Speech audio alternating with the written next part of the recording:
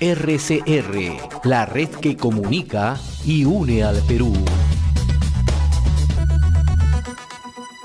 Seguimos en sintonía a través de Enlace Regional y RCR, Red de Comunicación Regional. Estamos transmitiendo directamente de nuestra central informativa, plataforma digital, ubicada en Lima, ciudad capital de la República, agradeciendo a las estaciones de radio que nos permiten ingresar a distintos puntos del territorio nacional. Lo anunciado, esta mañana ya estamos en contacto con Manuel Bernales Alvarado, consultor internacional, destacado politólogo, para aproximarnos un poco a esta situación que estamos viviendo, esta crisis en lo político, en lo económico y también el tema de salud, ¿no? Pocas veces vista en el mundo, es lo que incluso algunos se atreven a decir que es la crisis más pronunciada que hemos tenido en la era republicana. Manuel, qué gusto saludarte, muy buenos días, gracias por atender esta comunicación de RCR.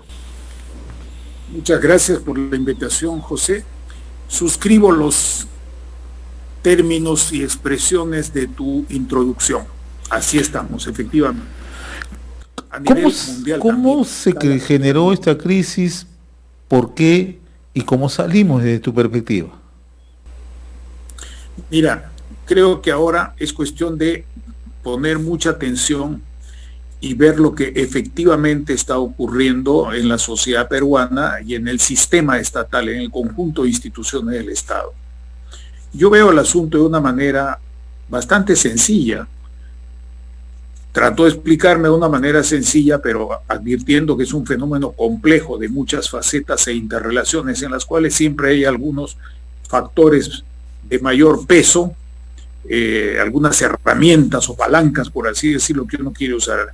La primera cuestión es que la gente tiene una situación de ansiedad. La gente vive en una situación de ansiedad, vive en una situación de temor. Las situaciones de temor y ansiedad no se disipan con medidas o actitudes autoritarias. Eso es lo que algunos creen y en algún momento eso puede servir. Pero luego de un momento, las actitudes indicativas, autoritarias, o como dije en un artículo la semana pasada, el tono de soberbia que se advirtió en el discurso del presidente Vizcarra, ya no se podía repetir. Y eso se ha repetido con el discurso del señor Cateriano, no solamente en algunas frases, sino en su lenguaje corporal, en su lenguaje actitudinal.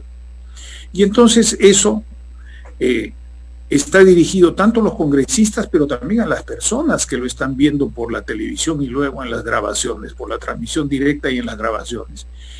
Y tú como periodista sabes perfectamente que el lenguaje actitudinal en la televisión se multiplica. Si yo, por ejemplo, pongo una cara de molesto ahorita contigo, eso en la televisión sale multiplicado. Y algunos gestos que tuvo Cateriano han incidido en ese factor de advertida soberbia y autosuficiencia en el planteamiento, que no se corresponde con dos hechos fundamentales. El primero, el que la gente no quiere saber más de discursos, la gente quiere soluciones, no quiere que se le eche más la culpa a la corrupción, eso ya todos lo sabemos y lo sufrimos, quiere soluciones concretas ahorita, que mejore la atención de salud. Y no va a mejorar con el anuncio de construcción de hospitales, mejora con medidas de atención primaria de salud, que son medidas urgentes. Y es esta atención primaria de salud la que tiene que recibir, no en la declaración ni en la creación de una comisión para ver que una comisión proponga una ley para definir la rectoría en salud, que no es lo mismo que de lo que se estaba hablando por el propio gobierno, sino que son medidas concretas de evitar la muerte, y de ahí para arriba todo es ganancia. La atención primaria de salud es esa, es evitar la muerte, y de ahí para arriba todo es ganancia. Para decirlo en términos sencillos, en segundo lugar, la gente necesita pues comer.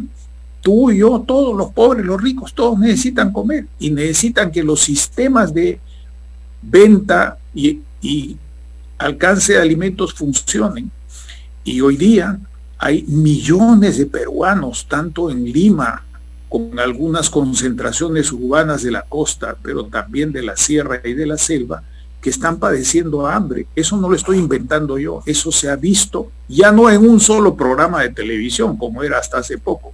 Hoy día varios programas de televisión transmiten que ni siquiera alcanza para las ollas comunes, para las cuales muchas mujeres, verdaderas heroínas del pueblo, salen a pedir donaciones, regalos para preparar un puchero y tener siquiera una comida al día. Entonces, esas son dos cuestiones fundamentales que no se resuelven con más discursos, más comisiones, más datos, ni echándole la culpa a nadie. Otro elemento más.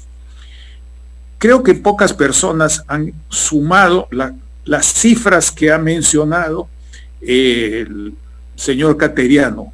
Más de 140.000 millones de soles. ¿Tú crees que es posible que en un año se pueda invertir, no digo gastar, invertir bien esa cantidad?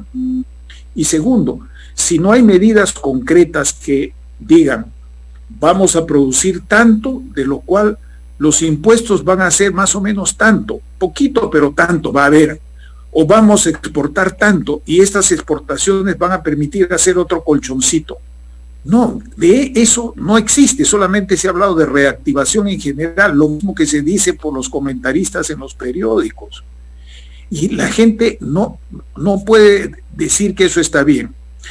Dicho esto, entonces, para resumir, creo que debió concentrarse en cosas del sentido común y las necesidades tangibles, evidentes de la gente urbana, rural, en dos áreas grandes: salud, básicamente atención primaria y medidas sanitarias concretas, y segundo, producción para comer y para exportar, porque de eso uno vive y de la exportación sale la platita para los impuestos. Lo demás era prácticamente, como dije y repito, un discurso para los que vengan en las elecciones. No era ni siquiera para 5 años, sino para por lo menos 2 periodos de gobierno. Esa es hasta ahí mi percepción. Otra cosa es la reacción del Congreso. ¿Por qué la reacción del Congreso? Mira, hay 2 hechos que a mí me llaman mucho la atención. El primero es que los fujimoristas, que han sido el blanco de todos sus ataques y en los cuales se han concentrado todas las culpas de la República en el discurso del gobierno y en el discurso de muchos peruanos también, resulta que ellos han votado a favor de Cateriano, del voto de confianza.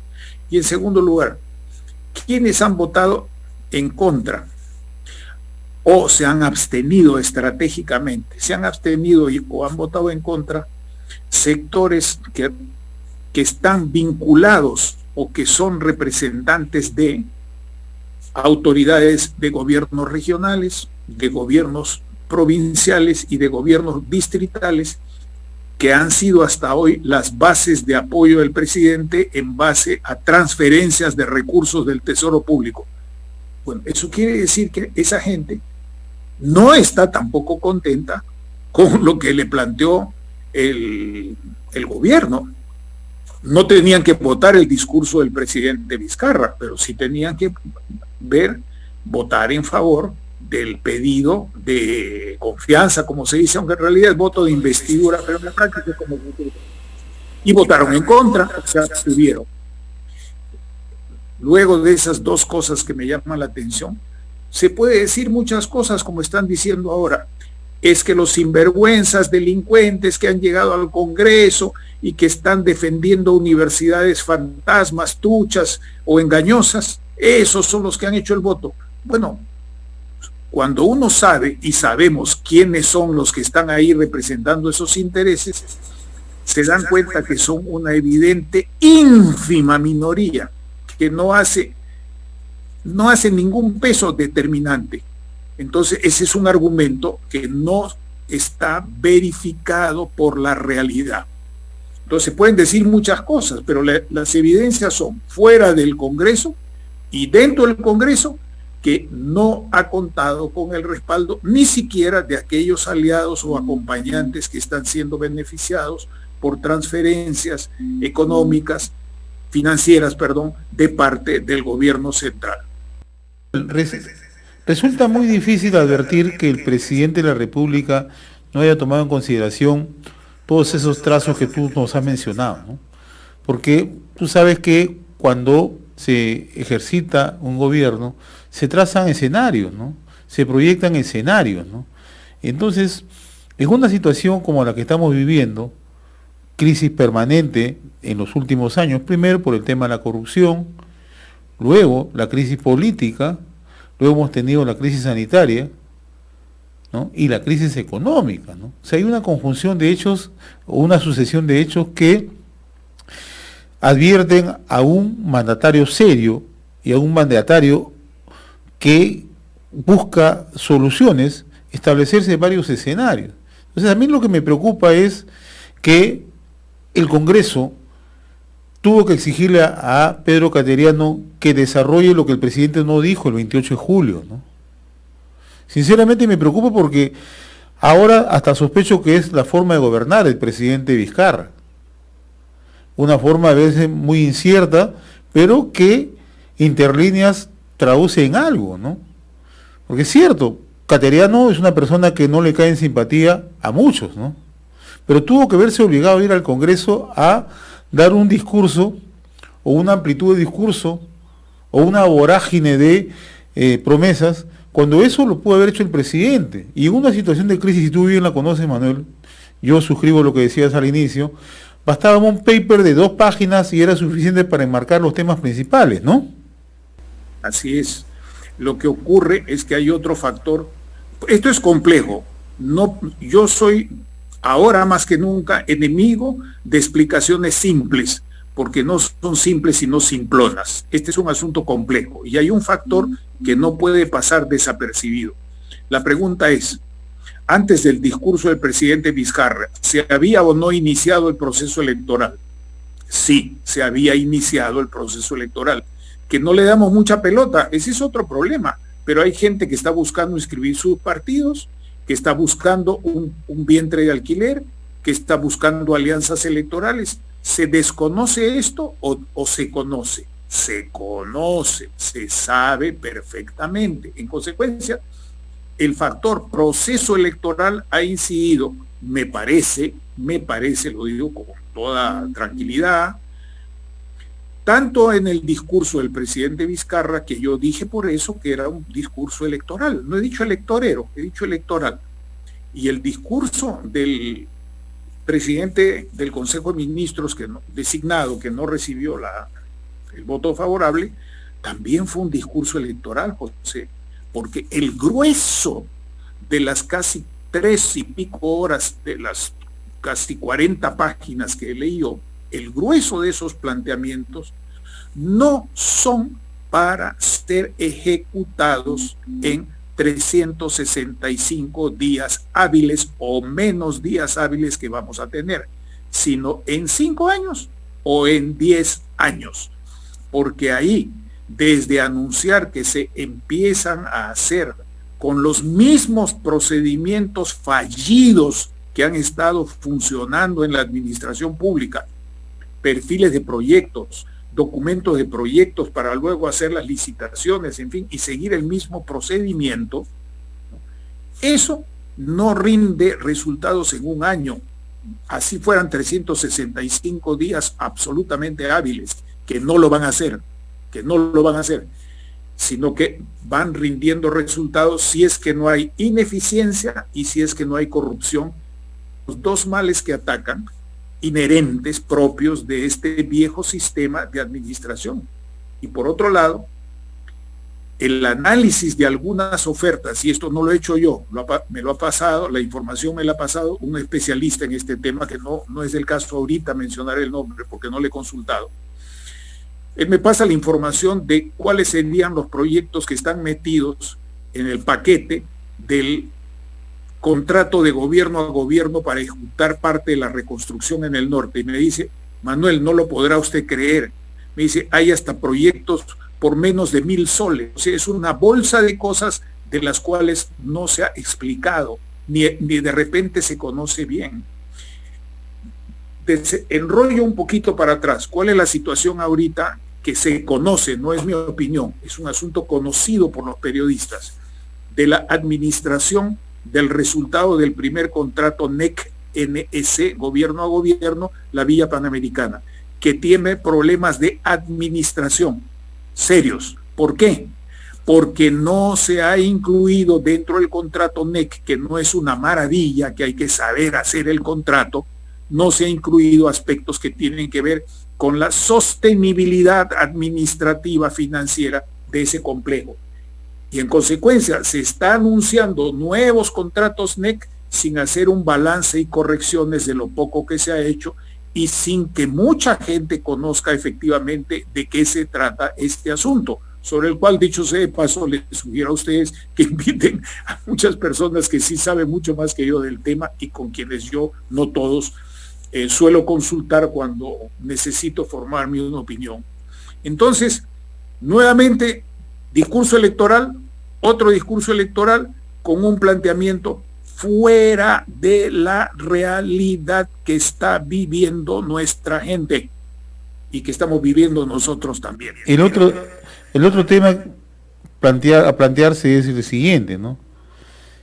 Si bien es cierto, hasta el momento, hasta hace unos meses, el discurso del presidente Vizcarra era recurrente, ¿no? Lucha contra la corrupción, un sector de la clase política al cual él había fijado una posición, una confrontación abierta con el Congreso, ¿no?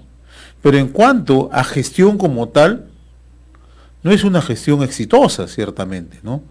Pero ahora, cuando estamos en una crisis, ya la gente le exige resultados al presidente, le exige resultados a los gobiernos regionales, le exige una eficacia o una eficiencia a los sectores ministeriales, ¿no? Entonces, estamos en un terreno de realidad y parece ser que el presidente se acostumbró a vivir en una burbuja, en medio de las encuestas, en medio del discurso y en medio de una polarización que le daba resultados, ¿o me equivoco? Es así, y te voy a dar dos ejemplos que tienen que ver con fallas o incapacidad de gestión. El primero, que el propio discurso tiene incoherencias advertidas por la gente que está hoy día presente en redes sociales, Facebook, Twitter, páginas, blogs, etcétera. Me refiero a lo siguiente. Parte del discurso ha sido criticado por ambientalistas que están en la línea antiminera porque declaró que iba a reactivar la minería y que el Perú era un país minero. ¿Sí o no? Eso es verdad, no estoy inventando nada. Pero al mismo tiempo, el gobierno se corrige en su planteamiento de que el nuevo canciller sí aboga en favor de la firma del acuerdo de Escazú. Y ese acuerdo de Escazú está dividido entre quienes quieren que se firme porque es la salvación de la Amazonía y otros que no quieren que se firme porque es pérdida para los intereses de la República, en soberanía y otras cosas que han dicho, que los cuales yo no estoy totalmente de acuerdo, pero hay cosas en las que tienen razón. En consecuencia, en el propio discurso hay dos tendencias de intereses y de ideologías y de perspectivas y de prácticas quehaceres contrapuestos. Y en consecuencia, lo único que iba a producirse es el desplazamiento para los próximos días de este año que ya empezó, de este último año, de las contradicciones entre los que están a favor de A, los que están en contra de A, los que están en favor de Z y los que están en contra de Z. Eso es una evidencia, es una contradicción en los términos. Y eso, si no se salva, no se puede caminar, tiene que optar. Y una cosa previa, anterior, tú sabes que tenemos un sistema de inteligencia del año 58, 59, que ha ido mejorándose, cambiando, se ha usado mal, se ha usado bien, etcétera. Pero el hecho concreto es que entre especialistas dedicados a estudiar la información del frente externo, de inteligencia pasada, de inteligencia actual y de inteligencia predictiva o de escenarios o prospectiva, hay más de 400 personas en el Estado. ¿No han informado nunca que en diciembre ya se sabía lo que ocurría en Wuhan? ¿Han tenido que esperar a informar víspera del 16 de marzo? O sea, esa es una grave falla. Y el presidente, con mucha habilidad, apoyado por algunos periodistas amigos de él, se hizo dar la propaganda en el mundo, a través de CNN y otros, de que el Perú estaba dando el ejemplo en dar medidas oportunas, anticipadas antes que nadie y de tomar medidas efectivas, lo cual era parcialmente cierto en comparación a otras. Pero ¿acaso no se sabía de antemano eso? Y si no se sabía, ¿para qué gastamos tanta plata en esa gente? Que son civiles, militares, diplomáticos, especialistas, agregados militares, agregados civiles, agregados científicos, agregados de todo tipo. ¿Para qué tenemos toda esa gente? Y por otro lado,